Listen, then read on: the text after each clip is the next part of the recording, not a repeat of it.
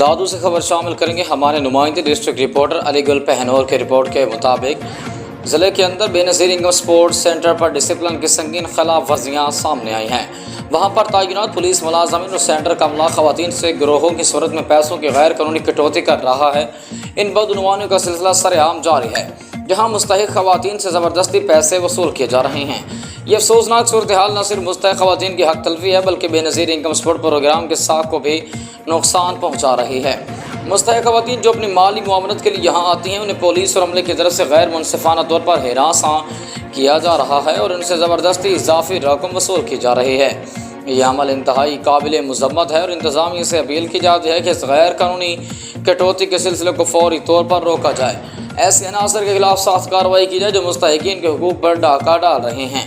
عوام اور متعلقہ حکام کو اس بدعنوانی کی فوری تحقیقات کر کے ذمہ دار افراد کے خلاف قانونی کارروائی کرنی چاہیے تاکہ بے نظیر انکم سپورٹ پروگرام کا اصل مقصد پورا ہو سکے اور مستحق افراد کو ان کا حق بغیر کسی خوف و خطر کے مل سکے۔